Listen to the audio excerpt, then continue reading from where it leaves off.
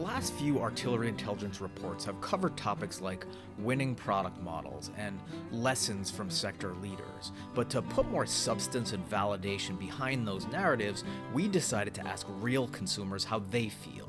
So working closely with Thrive Analytics, Artillery Intelligence authored questions to be fielded through its established survey engine to more than 1,000 US adults, and the result is wave 3 of the research and a narrative report we published to unpack the results.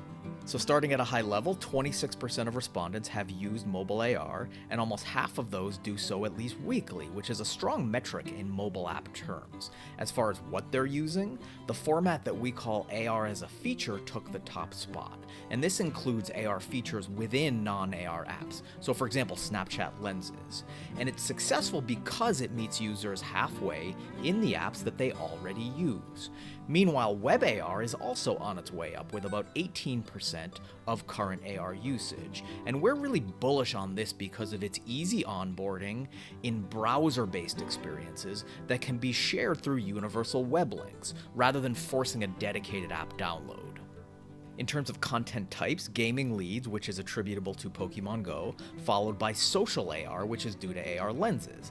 That's followed by product visualization to let users try before they buy, and then visual search, which helps identify real-world items by pointing your phone at them. In fact, visual search was the biggest mover, growing 13 points over wave 2 of the research. And this really validates a theory we have about the rise in AR behaviors that have utility and frequency. So visual search is what we call an all-day activity, just like search itself. And it's a high-intent activity in terms of user behavior, which also makes it highly monetizable, again, just like web search.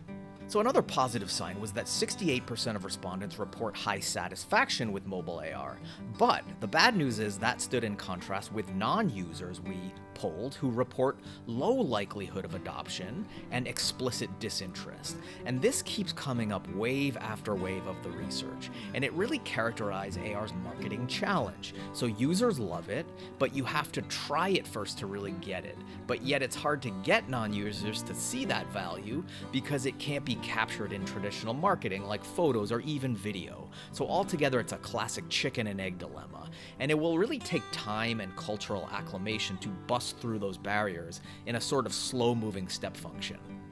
So strategically speaking, that adoption process can be accelerated in a few ways. So first, notice how most popular forms of AR like Snapchat Lenses or Pokemon Go never actually use the term AR. Even Google calls visual search what you see, rather than using tech jargon. So the lesson is to be plain spoken in how you market it. Other successes we've seen include tying AR to inherently repeatable or high-frequency activities. So earlier I mentioned visual search. There's also messaging and communications, as Snapchat has done with Lenses. And also tying AR to a social graph in the way that Snap and Instagram are doing can accelerate growth through virality and network effect. And gamification is another device to boost that stickiness. So that just scratches the surface. You can see more in the full report, but in closing, most of these survey results are positive confidence signals for AR, but they also indicate that there's still a ways to go. So getting there will require plain-spoken marketing, reducing friction, and positioning AR to enhance the activities consumers are already comfortable with. And that's where we believe AR's killer apps will germinate.